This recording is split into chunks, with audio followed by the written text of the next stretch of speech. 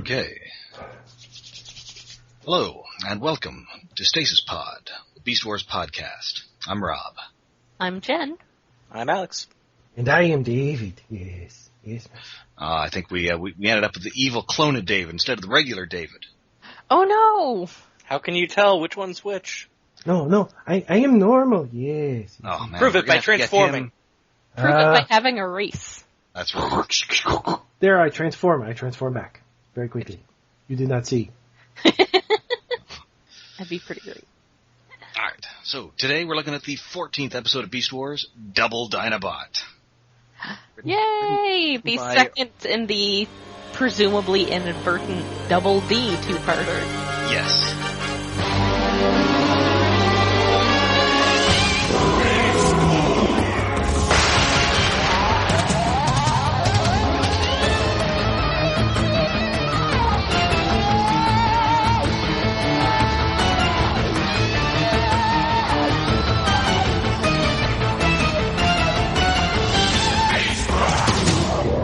Last episode was Dark Designs. This is Double Dinobot. First aired November 5th, 1996.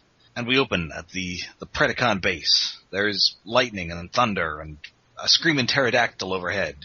So much pseudoscience jargon being thrown around. It's like someone got a writer for Star Trek drunk and just had them make up a bunch of things. Yes, Megatron's doing science stuff. Scorponok is like his Igor. Yeah, it's a very deliberate Frankenstein reference. It's like Megatron is Dr. Frankentron and Scorp Igor. And it's weird because Megatron is taking lead on the science stuff here. How many science guys are on this Predacon ship? Some, apparently. We haven't seen Waspinator build anything yet, but I'm sure it's coming. And not Pterosaur. No, well, he's too busy, plotting treason. Yeah. Well, badly. I know what Waspinator is building. Tarantulas is explicitly a mad scientist. Scorponok is an engineer of some kind. Megatron seems like more of a theoretical scientist. I guess, or maybe he's a biologist because okay, so it's, it's 1996. We had a Jurassic Park movie 3 years ago. There's another one coming next year. And so Megatron has found, bingo, Dino DNA. From somewhere. Yeah, Well, presumably when Dinobot was in the lair, last episode. Or just from when he lived there, I guess. Yeah, might have had some... So this is interesting because they've... Okay, something I'm not too thrilled about, but that they've established in recent comics, is they can occasionally mention CNA. Yes. Which is, I don't know, cybernucleic acid. Yeah. Acronyms do not work that way. Or apparently it's also cyber nano algorithms. Maybe that's it. It's bad. But the point is, they have DNA. Really, this just, again, like last episode, so many questions are raised in the very basics of the plot of this episode. Although Hermes Conrad says this case just raises further questions. Yes. I think this is just the DNA of Dinobot's beast mode. Yes, it does. Because this clone, Clone 1, can't transform. It's just a dinosaur. However, as we pretty much immediately establish, it can talk. It seems to be as intelligent as Dinobot. Yes. So if it doesn't have any robot parts, then how does it have a sentient... I mean, I realize that the whole point of Jurassic Park was that they were pretty smart, but I don't think your average velociraptor was ever that smart. Well, they mixed in some frog DNA, because they didn't have enough. Oh, okay. From some smart frogs. Yes. Those Budweiser frogs. That's right. Yeah, but, wait. Maybe Kermit. Doesn't he get scanned later in the episode by Sentinel and have a maximal signature? No, he doesn't have an energy signature. Yeah, he has no maximal signature. Oh. Or even a Predacon signature. I think he's just a dinosaur. Except he's a really smart dinosaur somehow. I mean, it's possible that they may have... I mean, I wouldn't put it beyond apparent mad scientist Megatron to have put some sort of special advanced brain in it so it could carry out the rest of this, but... Yeah, maybe he has a robot brain? Yeah, it's a cyborg, maybe? I think he might have mentioned that. I think it's another one of those, again, like last episode, where these are just questions that are raised that they really... If they thought too hard about it, they might not have an episode. Listen, it's a 25-minute show. We gotta sell some action figures. We're not getting too deep into the underpinnings of this standard cartoon plot. Just go with it. Just go with it. And obviously the evil double is a very, very standard trope in cartoons. Yes. Cartoons, comic books, everything.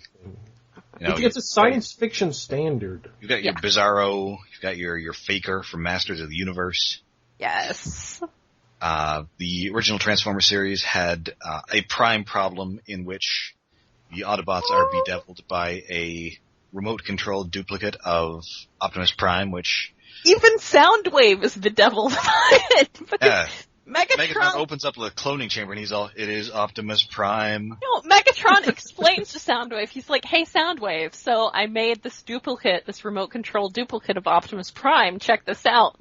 And he opens up the thing and Soundwave is like, it is Optimus Prime, and starts like, raising his weapon. It's like, were you not listening to anything? I guess he was listening to something else. He was just sort of like, I was kind of tuning you out. Were you talking about maybe me making some copies for you? I think we're out of toner. And this isn't even the only duplicate episode with Scott McNeil in it. Yes. There's an old episode of the newer Outer Limits show that was like in 2000 or something. Oh yeah, that I specifically remember because there's like these raptor-looking alien dinosaurs voiced by Scott McNeil. Does he use the Dinobot voice? Pretty much, yes. Oh, we need to watch this. I need this now. Yeah, it's called Think Like a Dinosaur, and it's in one of the laser seasons. I should check. I mean, they still run that up here in Canada. I should check that out. Yeah, it's like I really like the old Outer Limits show because it had some really good episodes. But I don't remember most of the episodes except for like this episode, and I don't remember much other than Scott McNeil is a raptor alien, and somehow there's a cloning thing or teleportation thing that goes wrong, and there's a clone of a woman created. Oh, so Scott McNeil has been a raptor in a cloning episode in 2 different series.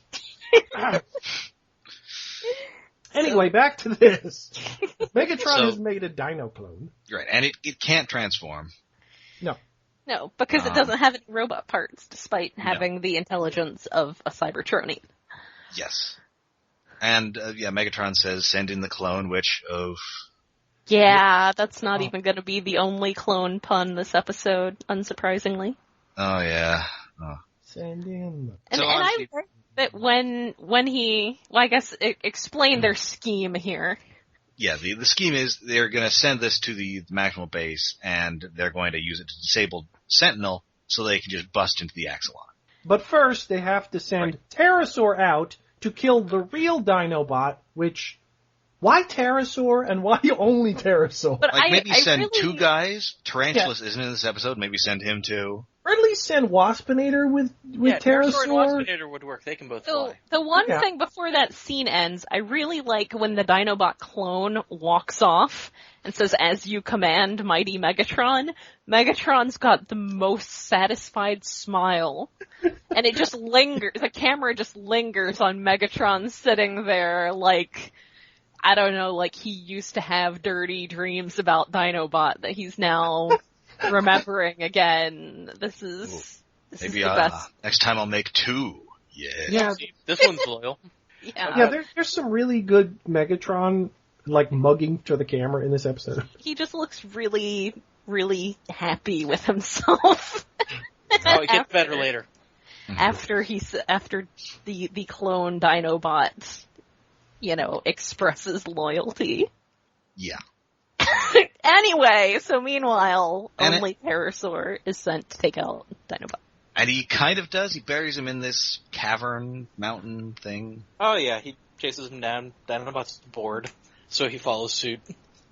And the main thing I really got from this scene is I kind of like how they had little clusters of gnats or something flying around here. I thought that was neat. Yeah, it was very pretty. Cool stuff. Yeah. So he gets back to the Maximal base and impersonating the real Dinobot, who is buried, presumed dead, although of course Pterosaur didn't check because Pterosaur. Yeah. Is this the end of Dark Dinobot? And he has some very vague warnings about a Predacon attack. Yes. Yeah. Oh, that it's we have so to check out. a lie. That we have to check out right now. It's still better than in a Prime problem where Prime immediately starts getting his Autobots' names wrong. So, yes. So there's that. And then ordering them into a canyon full of death crystals. Yes. But yes, the fake Dinobot comes in and tells them about a threat that they have to check on right away. And when Optimus is suggesting that, we might want to have some patience and check this out, he's like, no! Now! There's no time, we have to do it now. And also, the clone is also doing some Megatron-level dinosaur hand acting here.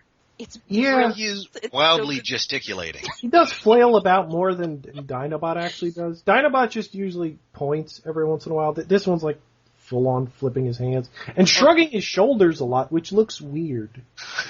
I totally dinosaurs can anatomically do that. Yeah. I forgot the best part of the episode. Megatron, before he sends Dinobot off after Pterosaur is back, is just kind of petting him, scritching him on the head. Like, yes. Good boy. He's giving him head scratches. Oh, yeah, there he is, my little guy. Cute. Spoilers for season 3. That happens. It does.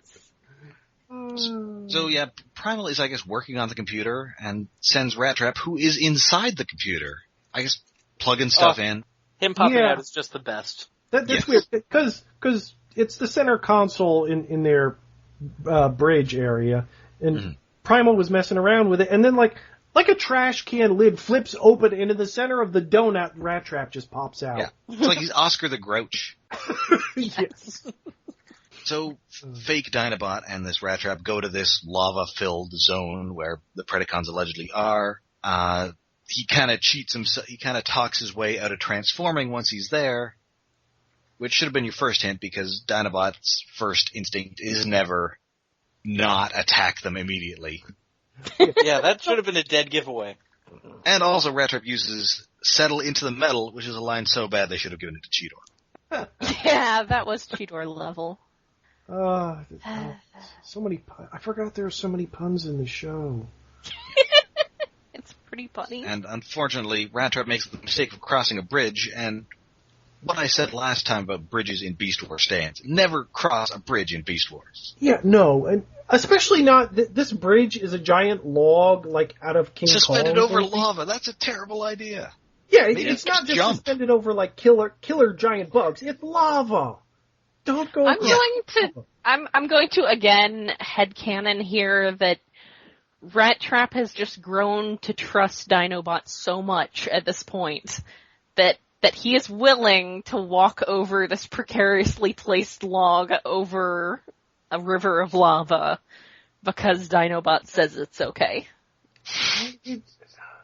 Their relationship has progressed to that level of trust despite their picking on each other.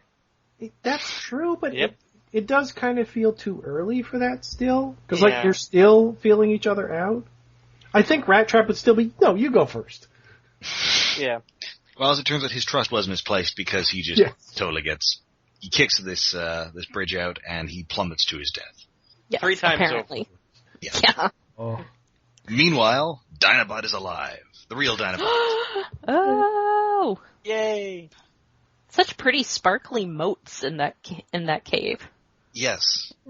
It's very nice. I mean, someone had to sit there and program those, so I'm gonna be impressed. Yep. Mm-hmm. I can't believe how many times Rat Trap should have died there. Yes. Yeah. The log falls, and then it gets caught. That should have been the first time he died. And then the log burns away and drops him again. That's the second time he should have died. And then Rat Trap lands on a piece of rock solid that hasn't melted in the lava, which should be the third time he died because he lands on his head and his body bends backwards. Yeah, he's so lucky, but he's lucky in a Wile E. Coyote kind of way. Yeah. This is like a long series of pratfalls, and I almost expected, like, Dinobot should have made the Roadrunner noise.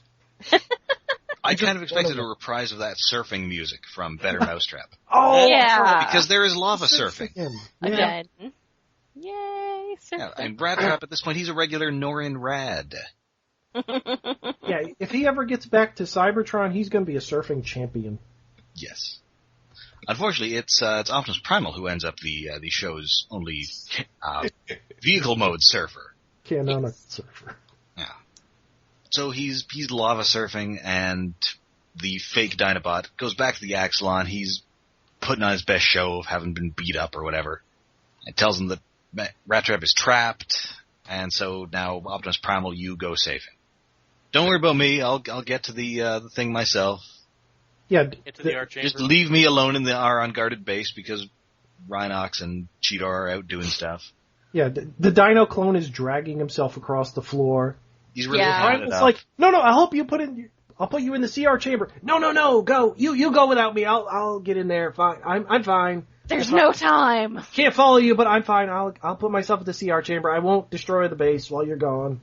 There's no time.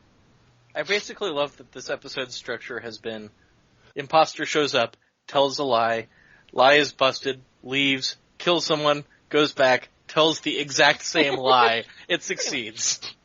Yeah. But unfortunately, there's one person that the clone can't trick, and that's Sentinel, because he doesn't have Dinobot's password. Yeah.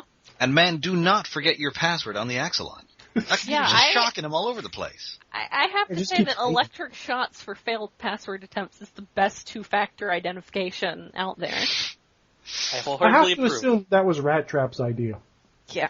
It was probably just for Dinobot identified people failing to authenticate. Can't you just send me an email? Ask me, what my mother's maiden name is. Also, I want to know what he tried the first time. Was he just like, they're a bunch of cowards? That's fluffy bunnies. I'm thinking more like ABC 123 password. What would the real Dinobot's passwords be? Coward, traitor, honor. I bet he just typed in Blade. Megatron is the best. That's the ultimate password. Megatron number one.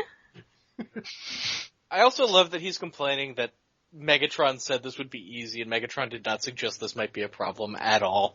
Megatron did not say at any point he was going to have to hack anyone's password. He was going to have to brute force someone's password through electric shocks. That reminds me, is the font on the Maximal computer the same one we've had so far, or is this a new one? I think that's the same Cybertronics font, yes. Okay. There are apparently translations of it on the wiki. Ooh, fancy. Apparently the word, one of those things says Merv Griffin. Oh. That's a decent password guess as anything. Dinobot loves that show. That must be his password. Yeah. Why? And yet here Sentinel does recognize him as Dinobot, but there's no energy signature. So yeah, I think he's just a dinosaur. Yeah. Just an incredibly smart dinosaur with Dinobot's personality. He does come on, get up, and get on the floor. That's true. That is true. That's a good point. So Optimus Primal and Cheetor, they can't find Rat Trap, but luckily Rat Trap, after what I think is actually kind of a neat bit where he's hopping up a lava waterfall. Yeah, from rock to rock. It's another video game level. Yeah. Yeah. And Physics doesn't work that way, but it's cool. Yes. Yeah, he gets up on a ledge that looks like it's about to break off, to be honest, and puts a bomb under a rock and rides the rock upward as the bomb goes off. Yep. I don't think that works. No! And grenade jumping from Team Fortress Classic. Yeah, I was about to say, I think you can do that in Doom or something, but, It seems like a bad idea. It works! oh, it does work. And yeah, he finds Cheetor and Primal who tell him that, we left Dinobot in the base, alone. And now it's time for Rat Trap to steal Primal's catchphrase. Yeah. Yep. That's our big act-ending closer with dramatic music over it. Yes. Oh, I missed a good quote back when Dinobot just showed up on the ship. Optimus will rue the day he left this clone alone. Programmed with puns. Well, Megatron programmed him, so. That seems authentically Dinobot, though. It's vaguely Shakespearean. I suppose. Or, Seussian. Alright, so, yeah, Dinobot's made his way back to the base, turns off Sentinel, and this makes the clone believe that he's successfully guessed the password. My god, I guess it was Megatron rules. I guess it shocks you even if it's successful. Yes. So he calls in Megatron, and we're getting a lot of clone tongue in this episode. He's making weird raptor noises and sort of clicking his tongue. Yeah. He doesn't have a robot form. He he's identifies got to be more expressive. Yeah. Yeah, he's more flapping his jaw, not gums, and then the tongue wiggling. So much tongue wiggling. It's naughty. So he does this, and then we get the mirror gag. Oh, it's delightful. This is actually pretty fun. Yeah. My favorite part about it is they didn't just mirror the animations. No, because there's a few slightly different spots, like when the clone looks back over one shoulder, Dinobot looks further over his shoulder. Yeah. I think That's it, yeah. It's pretty great. And I also love that Dinobot's entering through a different entrance. Did he climb up through the toilet just for the heck of it? Oh yeah, he must use the entrance Megatron used when he broke into the ship and kicked everybody's butt a few episodes ago. Yeah. Back entrance. That hole that he blew in the ship is actually still there. Oops. We should probably put like a piece of plywood over that or something. Maybe. Yeah. So anyway, at this moment, the clone figures out, that's actually Dinobot, and it's like, my brain was thinking, Blue, no, don't fight Delta, your family. They need to send Primal in to do the Pratt keeping pose. Yes.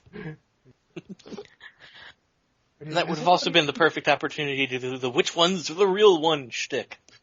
They should have a race. Yeah, we don't have, at no point does anybody in the episode see the two Dinobots at once. Yeah, and so we actually end up avoiding most of the ridiculous interactions that tend to accompany this particular... Well, tell me something only the real Dinobot would know, which would be pretty easy, because, like, what's Dinobot's password? But that wouldn't work anyway because of what happens. There's a fight. Dinobot would just attack the other dinosaur. They should have a race. Whereas the fake Dinobot would be, no, he's really the clone, and Dinobot would just rip his throat out. They should always have a race. Why would you have a race with Optimus Prime? It's not like he's someone like Blur, who's known for being super fast, who has a speed that might be he's a semi-truck. Just ask them to identify, quick, what's my name?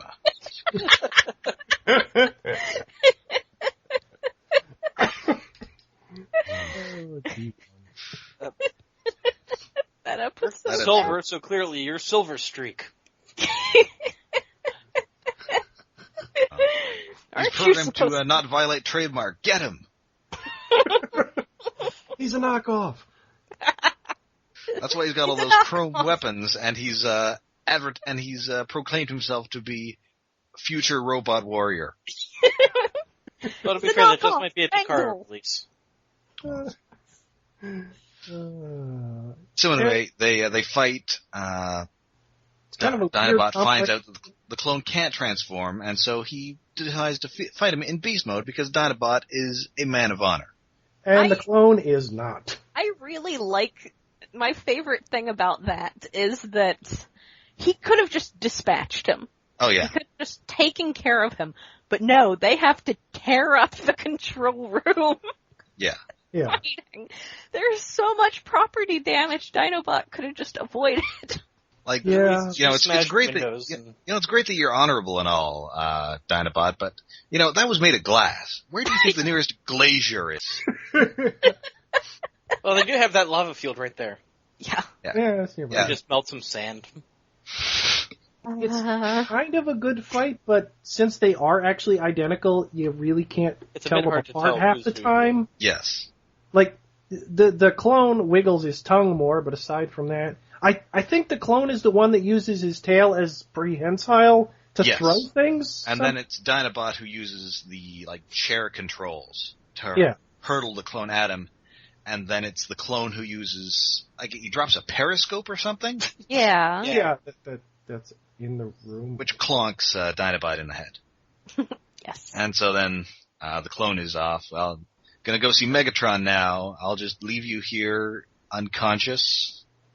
Apparently. Sorta. Yeah. Well, it cuts and just Megatron's there and then a Dinobot comes out to meet Megatron. Megatron is so excited he wiggles his little arms up and down. Yeah. You can actually see they animated his shoulders moving. Mm-hmm. So there's a little shoulder wiggle. I thought that was a nice touch. And Megatron just goes alone. Yeah. No, again, it's why alone in this episode? There aren't that many voice actors in this episode. It's like half of them took a day off. And he may just have to clone all his troops. Yeah. Which, I mean, you want troops who are just animals who can't transform. Would that really be worse in the case of Scorponok? I mean, you wouldn't have cyber bees. Yeah. You'd have less guns, but if you make more than one, that'd actually be a good They could just make a clone. I guess it depends. Again, there must just be not enough stuff there to make another clone. Yeah, it did seem like an intensive process. Although, he will clone Dinobot again in the future. Yes. A couple of times. Well, it almost worked. I am personally deciding that Megatron just has a huge crush on Dinobot. That does seem like the most reasonable conclusion. Kinda, yeah. They picked similar beast modes. That means he likes me. Yeah. Yeah, it is kind of the way the fandom has decided G1 Megatron and Starscream work. Yeah. He hates me, but I kind of like having him around. That is not a healthy relationship. No. It's so not.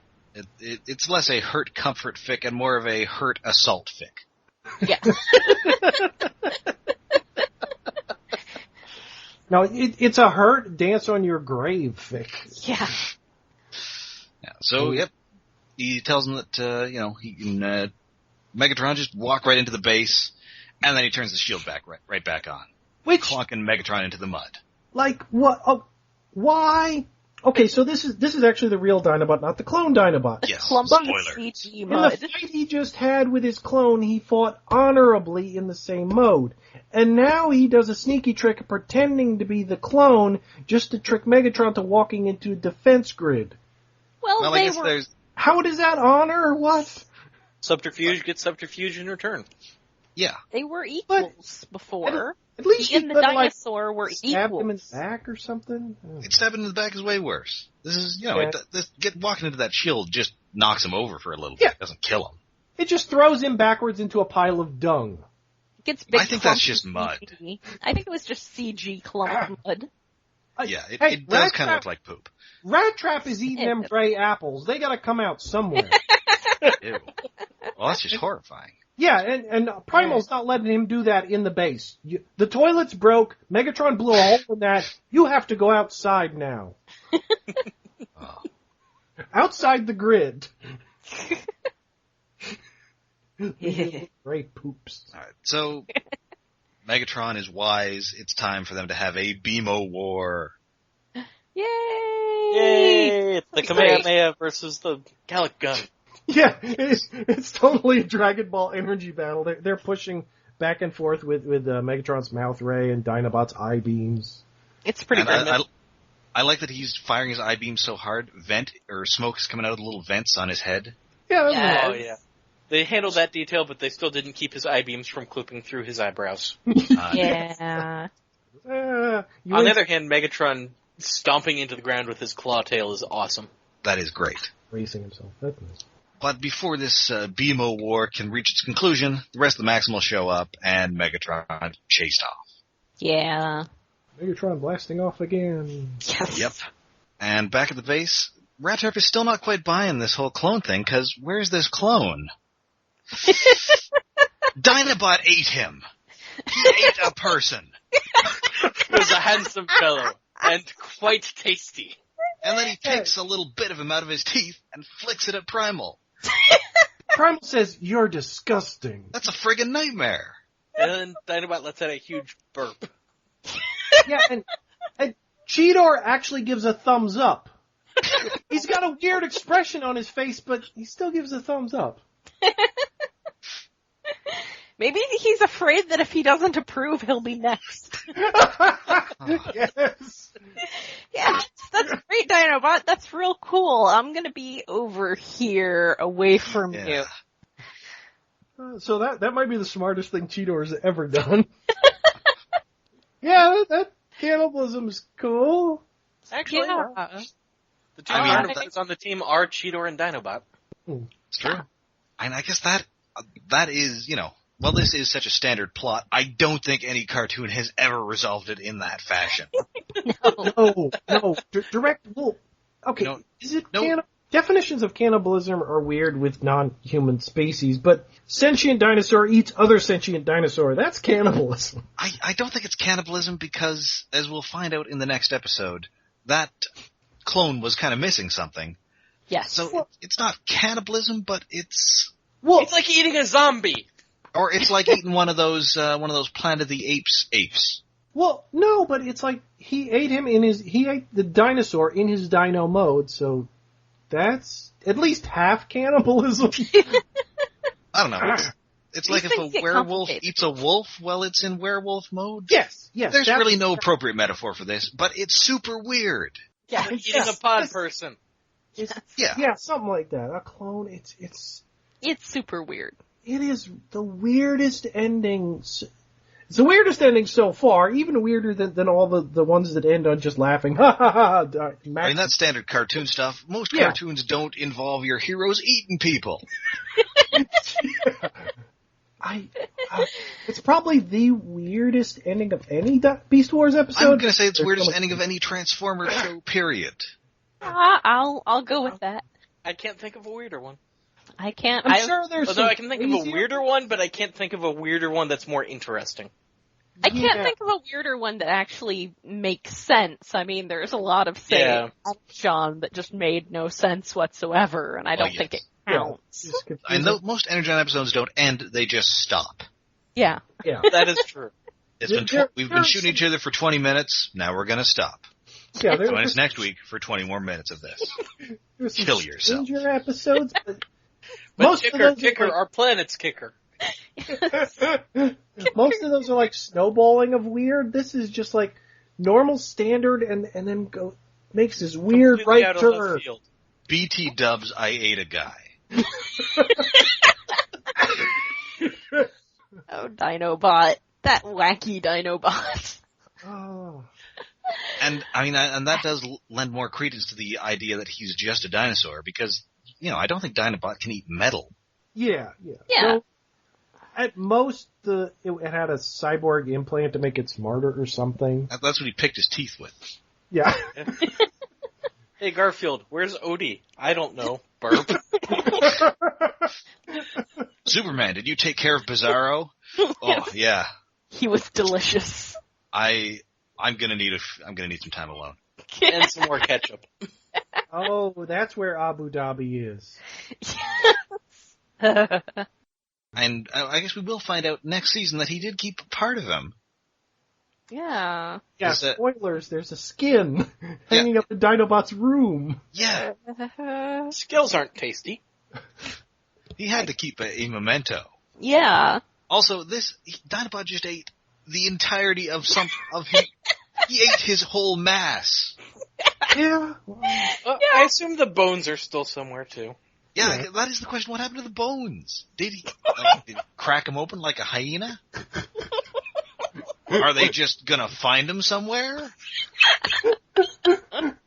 Is some paleontologist gonna be very confused by the presence of, 4 million year old dinosaur bones? Man, now I really wish there was a Beast Wars follow-up series set in present day just for that episode. Yes. Just like a Transformers episode without any Transformers, just as paleontologist finds a skeleton that's only from a million years ago. It's like, wait, what? And they've got teeth marks on them. Yeah. Teeth marks. And what? And what is this cyborg implant? I'm so confused. It looks like he used metallic implements to cut him up. And also, Megatron was already on his way. He ate him super fast. Yeah. Oh, yeah. Well, we don't know how much time really took place. We don't know how much of him he ate. He maybe put the rest of him in his room. Yeah. They're just gonna open a in the closet fridge in his somewhere room. on the ship and just entrails fall out. From We have a previous fridge, episodes, right?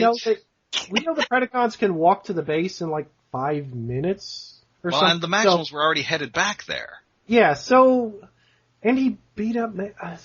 I mean, I guess maybe raptors are like anacondas, and he just swallowed them whole, but then... Like, how much of his insides are devoted to robot parts?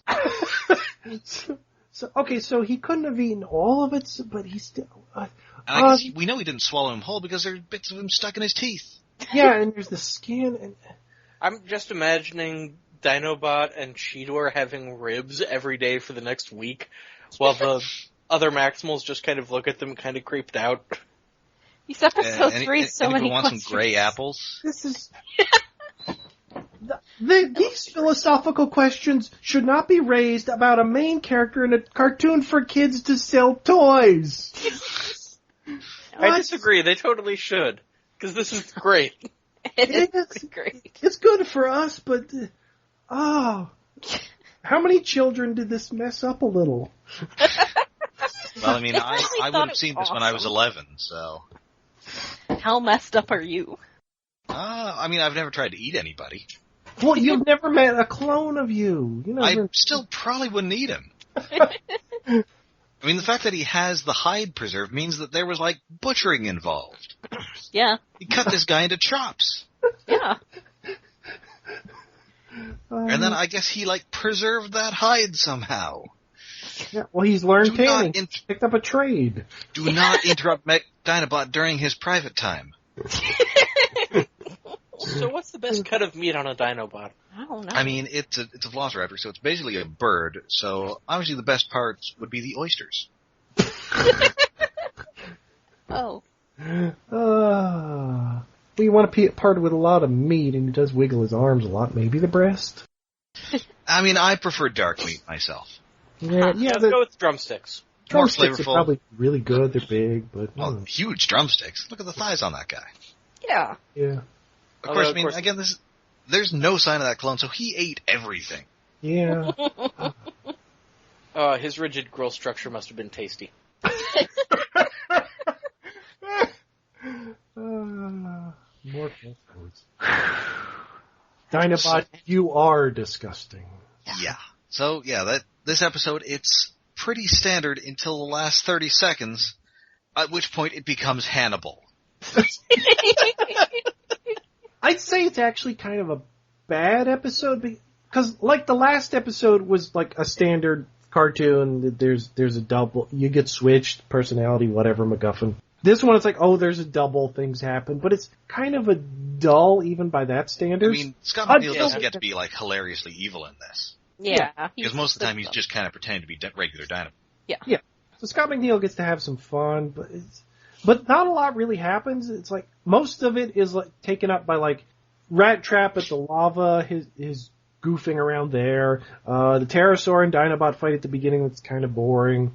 The Raptor on Raptor fight, that's pretty interesting, but yes, like half the episode is these little action scenes. There's not a lot of dialogue. There's nothing really to recommend it until the end of the episode. And then cannibalism. Yes. It's a long setup for the craziest punchline. Yeah. Yes. But not the worst punchline we'll get in a Beast Wars episode. No. That's it.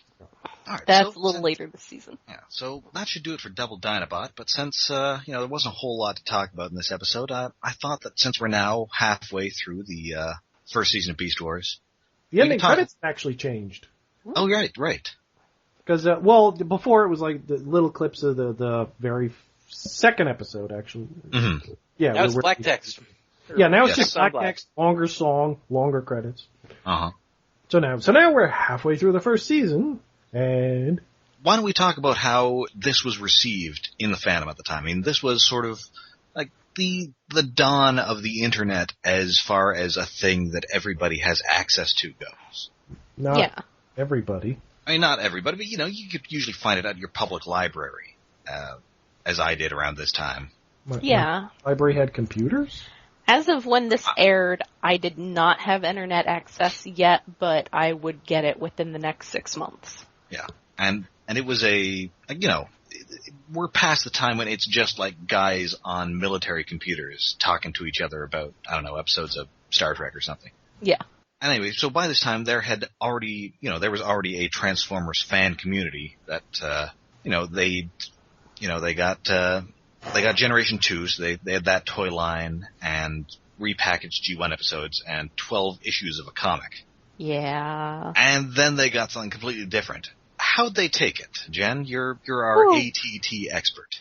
Well, I mentioned a little bit before that, way back at the beginning, that in general, people had a lot of concerns, I'll put it that way. Mm-hmm. I personally, I'll say like I said, I didn't have internet access at this point, but I would have it within the next 6 months, but I was involved with the fanzine community. I had been to 2 BotCons at that point. So I got to see, once I did get internet access, I of course caught up and saw what had been going on with the community regarding Beast Wars. At this point, I would say, like I said, last episode we mentioned the first fan mention on the show, which was Waspinator declaring himself to be Wonko the Sane, which at the time was the alt.toys.transformers handle for a fan named Ben Yee. Ben Yee had also been involved in the fan community prior to Beast Wars. At this point, Beast Wars is really his, what he's best known for, his involvement with. I do have some old fanzine in my fanzine file somewhere that has, some comic he did involving Transformers and Death's Head 2. And so he was involved in earlier stuff as well. So he was really the biggest proponent of Beast Wars when it started up. There were people here and there. His website, this was sort of at the point, and I'll say once we reached the point where there were people who were involved with the fandom who had never been on alt.toys.transformers, I felt super old and terrible. But at that point, there were websites starting up with message boards were this new and exciting thing at that point. And Ben's was one of the first message boards that had a lot of Beast Wars stuff. So there were a lot of the people who were fans of Beast Wars would be on alt.toys.transformers and Ben's site.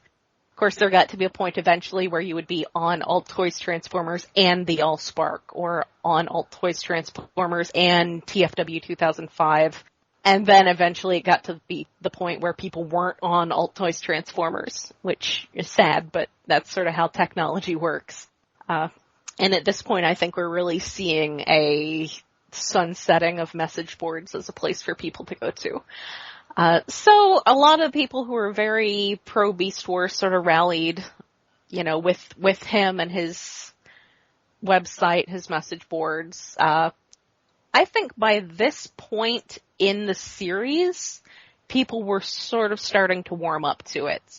I know I personally, as I said back at the beginning of the podcast, not this episode, but the series, I had some issues with Beast Wars when it started out, because I didn't like the idea of them having organic parts, because as a very sort of weird, eccentric sci-fi nerd teenager, I felt that they were superior beings for their mechanical natures, and by giving them these organic parts, you were giving them organic weaknesses. And so what? You were like a teenage Ultron? I was kind of like that, yeah. I mean, I was really looking forward to the day where I could have my parts replaced with cyborg parts. But I was a weird teenager. I was weird. Not that I'm much less weird, but at least I'm more self-conscious about it. So, as of this point, I had certainly started warming up to the show, and I think that mirrored how a lot of fans felt about it. This was where of course, not surprisingly, this is where the whole truck, not monkey idea comes from. That you had old school fans who were very upset about the idea of Optimus Primal being a monkey and not a truck, even though he was clearly a different character. I think, too, it helped. I would say that the Beast Wars show helped a lot of the old-time G1 fans become comfortable with the concept of Beast Wars as a whole, because, for instance, Optimus Primal was not Optimus Prime, which he had been on the packaging for the original Bat toy. Yes. The fact that this was something that was separate from the original enough to not be changing it. I mean, this was something that, there's the whole saying that, oh, well, whatever new stuff comes along doesn't take away your old stuff. Which sadly I have found does not apply to MMORPGs. But whatever old stuff, whatever new stuff comes along doesn't take away your old stuff, and Beast Wars was something that established itself without trampling on any of the old stuff, and eventually it became something that paid proper respect and homage to the old stuff. So I think by halfway through the first season, a lot of the more reasonable people were starting to be won over. They weren't necessarily fans of Beast Wars over G1, but they were, they were watching the show, they were enjoying it, they were enjoying the characters, they were enjoying the voice acting. So I think at this point, the more reasonable members of the fandom, Dave Van Domelen, Steve Stonebreaker, assorted others, not Raksha. I like Raksha, I do. I'm friends with her on Facebook. But needless to say, she was a hardliner against Beast Wars. She is someone who's primarily known for being a big proponent of the idea that the Decepticons are an oppressed minority. Which I think personally she would like the IDW stuff, if she gave it a chance. I don't think she has, last I heard from her on Facebook, but I think she would. Yeah, but she was more in the camp of just not watching Beast Wars. Yeah, she was pretty firmly opposed to Beast Wars. Yeah. So there was more like just not paying, I'm not gonna watch Beast Wars than Active 8 aimed at it. Well, I think she did watch some of it. I know, her good friend Skyflight, whose name was actually Burt Ward, so we called him Skyflight. Yeah. And he, sadly is no longer with us. But he was, one of her closest friends and one of people who agreed with her most in these things. But he watched the show. He really liked Black Arachnia, which, we will go into at some point Black Arachnia as female character. Mm-hmm. Once she actually does something worthwhile on the show. Possibly when we get to the Spark, which I believe is the next episode. That is correct. So I know that even often the people who were opposed to it would watch it because it was the thing that was there. I mean, keep in mind that even I started watching it even though I hated the idea at the beginning. I watched it when the pilot aired in April before the series started in earnest. I never missed I never missed an episode of a Transformers show until, towards the very end of the original Robots in Disguise, and some episodes at the tail end of Energon. So, which I think I could be forgiven for. I mean, there's just a lot less Transformers fiction out there. You had your Beast Wars show, and that's it. Yeah. Yeah. So at the time, if you were a Transformers fan, whether you at the very least, you would hate watch the new show. And I'm sure that's where a lot of people started off. I'm sure when it started, a lot of the people who, were the old school fans were sort of hate watching it that turned into a love watch. because it did eventually get, even, like I said, a lot of people, I would say that there were a lot of people who started coming into the fandom with Beast Wars. I think they started coming in around the time when I personally got the internet. So while I had been around before, a lot of people started coming in with Beast Wars. David Willis, for instance, wasn't really involved with much of anything. As far as Transformers goes, he had loved the original show, but he didn't get involved with the fan community until Beast Wars. And a lot of other people really started popping up at that point. And the fandom really started growing, and it was mostly these people who were, late high school, early college age, who had remembered Transformers when they were kids, forgotten about it through their high school years, and not been weird teenagers who insisted that machines were the future. But saw Beast Wars and were like, hey, this is the new Transformers thing, this is kind of cool. So it was, the other thing about Beast Wars was it was the fandom's first experience with a massive shift like that. The difference between G1 and G2 was a small enough difference compared to Beast Wars that G2 often gets lumped in with G1 now. I mean, apart from the aesthetic distinctions that made G2 what it was, the aesthetic distinctions that set it firmly in the early 90s, apart from that, G2 is really just considered part of G1 for all intents and purposes. Beast Wars was really where the first big change was. And you did have people who were gun, not tank, over Megatron, but that was a much smaller, that was a much lower key outrage than truck, not monkey. Yeah, because it just had toys and a comic book that didn't last that long, and I completely missed. Yeah. There wasn't a whole new cartoon. Also, a tank is kind of just a gun on treads. Yeah. That's how I justified it. I was like, well, he's still a gun. He's just a gun that moves around now. But every time people enter a fandom with a specific show or series, or comic or whatever, the first big change, all those people who just came into it are gonna freak out. It's funny because I saw this on sort of a small scale with, and I'm not using Tumblr in a derisive way here, but the Tumblr fans who came in with Transformers Animated. You had a lot of younger women and some guys, but it seemed to be a lot of younger women coming in with Transformers Animated, and that's when you really started to see a lot of the, I'd say like the more casual cosplay, the people doing the cosplay that was like humanized versions of their outfits, having a outfit that was like Starscream colored but with little wings pinned to the back, and that more creative sort of cosplay that was less cardboard boxes, because of course the original Transformers cosplay was mostly just cardboard boxes. But you started having that community come in with Transformers Animated, and I got to watch on Tumblr as those people had to deal with the changeover to Prime. And of course there was all this fussing and whining and gnashing of teeth over Prime. And it was the exact same thing that every fan went through when, the series went to its next iteration. But with Beast Wars, that was the first iteration, that was the first big changeover any of us had been through.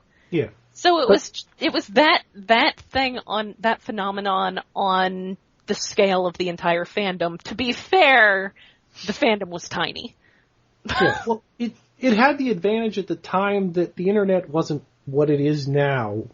Everybody connected. It was only a few people in the fandom were there, starting the fandom at the time. And I think one of the biggest, you were saying something about the internet being, mostly military people sitting around talking about Star Trek. At the point when Beast Wars came out, many of the people who had internet access were college students. They would go to college and they would have internet access. So a lot of, and that may be a lot of why the fandom started expanding at that point, was that it coincided with when you had this good new show on, but B, when all the G1 kids were going to college and suddenly having internet access. I mean, alt.toys.transformers was pretty much founded on people's college internet access in the early 90s, because of course in the early 90s it was mostly college students. So that's the fandom as of midway through season 1 was getting over those first teething pains. It was coming to accept the new show, and even though you had, some very stalwart old school fans who didn't like it, even though you had some very stalwart old school fans who liked it but not as much, it was really growing in acceptance by this point. And that would only get better as the show got better. Yeah, it hit at the right time. Like you said, it's like 10 years later, they're in college. That's enough time for new fans to come in. It's different enough because it's all beasts. Mm-hmm. And as it's coming in now, it's starting to tie into G1 bit by bit. Yeah. So it is the same continuity, but it's far enough away, set off in its own little corner. It was really interesting because back in the day, back in the old days, we only really had 2 continuities that mattered. Yeah. Yes. And by gosh, we put down our stakes and we fought over them. It was the comic continuity and the cartoon continuity. And I was in a funny place of knowing the cartoon continuity extensively because that's what I had the most access to, but liking the comic continuity more. Yeah. Because I didn't really discover the comics until I was in high school, and got them at, used bookstores and comic shop back issue bins. But the nice thing, I think one of the best things that Beast Wars did as far as the fandom went is that it never took sides in that. It left it open enough. It took place in this vague 300 years in the future, but years by what calendar, that it wasn't directly referencing any specific events, and that made it so that both sides could accept it into our personal preferred canon. And I think that was a good move on their part. Yeah, and whether entire intentional or not. The entire Transformers fandom, because it started with the comics and the animated series, like G.I. Joe did. But well, there was also the Find UK. Your Fate, and there were the coloring books. And there's the UK comics. There was, the UK comics were considered part of the comics canon the same way the Japanese cartoon was considered part of the cartoon canon. Yeah, it was the Apocrypha, basically. Yes. But Beast Wars takes it further than, any other fandom series from the 80s. It's like G.I. Joe, there's Extreme, but that's it's not as extreme of a change as Beast Wars. Also, that died out rapidly. Yes. Yeah. How did the multiple Ghostbusters series interact? It was a direct sequel with Ghostbusters Extreme. Okay. Yeah. Because at least I'm pretty sure Winston was in it. I think. Egon was regularly in it, and then Egon was a regular. Ray and there's a 2-parter where the 3 others show up. I believe portrayed by their original voice actors. Probably. Nice. Yeah, I don't even remember Venkman showing up, but it was a direct sequel set years later. Mm-hmm. That was a pretty good series. But again, that only had the original cartoon, the movie. The cartoon was sort of a follow up to the movie, kind of sorta, and then it had a 3rd series, so it was all one straight line. Whereas Transformers started with 2 lines that were really close with the cartoon and the comic, and then Beast Wars could tie into either of them or both. Yes. Or neither. Yeah. Yeah. Which sort of set us up for the possibility of, we can handle other continuities that are similar. Mm. Which, nothing else really ever quite had. G.I. Joe's kind of gotten close, but even that's only got, 5 continuities, maybe? Yeah. The cartoon, the comic, the movies, the newer comics. There are 3 sets of comics, because there's IDW, there's Devil's Due, and there's the Marvel ones. Was Devil's Due wasn't a tie into the originals. Yes, it was kind of vaguely sort of a continuation of that, but I'm not sure if it actually was. Yeah. Actually, no, I think you're right. I think it was a continuation of the Marvel stuff. Yeah. But then they're doing new Marvel stuff that doesn't connect with that. Yeah, it connects back to the original. Kind of like Regeneration 1. Yeah, except people seem to like it. See, I'm going to blame the way, we can partly blame the way Transformers got for the original Robots in Disguise, which is the first one that started that clearly had nothing to do with anything else. I'm gonna blame part of our acceptance for the whole multiversal thing on Michael Moorcock by way of Simon Furman. Well, yeah, but you say that Robots in Disguise doesn't have a tie to anything else, but it does. No. It does. It at least ties jokingly into Beast Wars. Well, that doesn't count. I also just think that as a more science fiction-y property, Transformers lends itself more to the multiverse stuff than G.I. Joe. Well, yeah. Yes, because you can have them doing stuff in space and other planets. Yeah, your fans are already kind of conditioned to accept that, whereas there's a certain segment of Joe fans that kind of just wants Green Army Men. Yeah. Yeah, and there's an even smaller segment that just wants 12-inch tall Green Army Men. It's okay, they'll I all believe be we call dead. those dolls. Yes. If you put Sigma clothes 6? on it... What is this? It's 4 inches too short. Oh, wow, I forgot all about Sigma 6. They don't have fabric clothing, or at least not enough of it.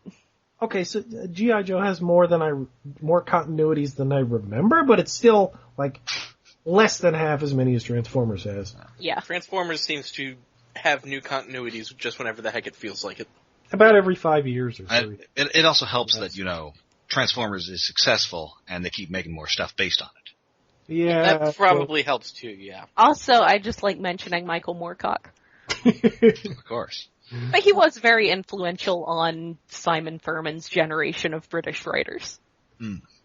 Even though now no one's heard of him. Just that. Because I'm a huge nerd. He also has a very fun name. Yes. All right. Well, I think that should wrap things up with Double Dinobot and the first half of Beast Wars Season 1. So please join us next time for The Spark, and when that episode goes online, there will be great joy. Yay! I'll be joyous. That'll be fun. It's a good one. Yay. Okay, so remember, you can follow us on Twitter at @StasisPod or on Tumblr at stasispod.tumblr.com. And you can also now find us on Facebook at just search for Stasis Pod. You'll put the links on Icon Underground? Yes, I will. Yes. And you can find our RSS feed at iaconunderground.net. And you can also find us on iTunes. Please subscribe and comment on us there. Rate and review. We'd appreciate it. And we'd also like to hear from you. So if you've ever been replaced by and or eaten your own clone, please write to us at stasispodcast@gmail.com. Please fill up the Maximal bag. We're tired of only being told that there are singles in our area. Yes. And if you don't write to us, we might have to take up this Cybertronian prince on his offer. But where are we going to find that much Energon to send to him? To get millions of Energon back? So much Energon, we're going to be Think of rich. what we could do with all those Energon cubes. Yeah, well, I guess they'd be good as night lights. Yeah. And you squish them down, they glow. Alright, so until next time, I'm Rob. I'm Jen. I'm Alex. And I'm David. Or am I? He is. Pretty sure. Ah, delicious. You're disgusting.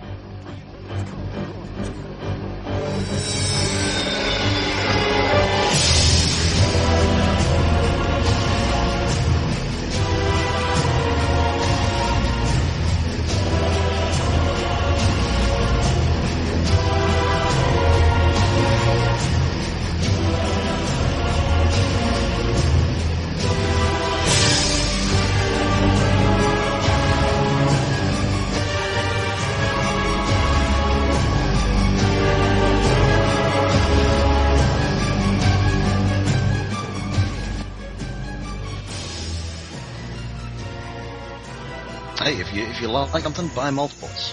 Mm-hmm. Yep. Unless it's a house or something. Or a car. Oh god. Yeah. There's like 4 ways to leave my house. the one way that leads to civilization and like 3 ways that go into the hinterlands and actually into the town that I'm supposedly living in, because I'm on the border. And one of the roads out, there's this house at the end. It's sort of a ranch house, kind of big. It's not actually a trailer home. But in their yard, they have, I think it's a Ford Taurus. There's like 8 or 9 of them. Ford Tauruses? I think it's a Ford Taurus. It's a car kind of like that. It's like an 80s, 90s car, all the same make, probably reasonable, like, close years, just sitting in the lawn. Maybe they provided the cars for RoboCop. I don't know. They're all mostly the same. They're like gray or white. They're all similar colors. It's just, they're all sitting there. It's like, maybe they bought a bunch at a police clearing auction or something. They're not even like cop cars. They're just regular cars. They're just sitting there. I assume they're there for spare parts, but why? Must be. And I don't pass by there that often, but there's almost always like at least 6 of those things out there. It wasn't until like a few months ago that I finally saw a different brand of car there. And I've lived up here for like a decade almost. Maybe they're thieves boosting cars for parts. Maybe, because it's also kind of a shitty looking yard and house. And there's a few other houses around there that look nicer and are for sale. And I'm guessing because they don't like their neighbors. It's just weird. A lot of weird shit up here like that. Well, people have shit in their yards and garage sales that look like horrible, but that's just like the weirdest house because of all the cars. Yeah, whenever you talk about your town, it sounds like somewhere that Scully and Mulder would visit. While investigating, God, yeah. like, skunk ape attacks. I swear to God, that's one of the things I thought of when I first moved up here. I wish I was a filmmaker, an amateur filmmaker. Because this would be the perfect place to film, like, a Bigfoot movie. Because I live next to a state forest, there's a lot of open land. And as everyone knows, federal law prevents you from shooting a Bigfoot. I hope so. That's another stupid idea I've had. It would be fun to get like a Bigfoot costume and just wander around the woods. Unfortunately, I know I'd get my ass shot. Yeah. Because I have neighbors that I hear every few months or so, like target shooting in their yard. It's like, nah. It'd be funny, but I'd be dead. What you should do is dress up in a Bigfoot costume and then dress up in one of those safety orange hunting vests. That would be adorable. And then somehow try and mimic the Patterson film walk. Oh yeah, that's easy. I need sandbags for tits. Alright, so everybody ready for some Double Dinobot?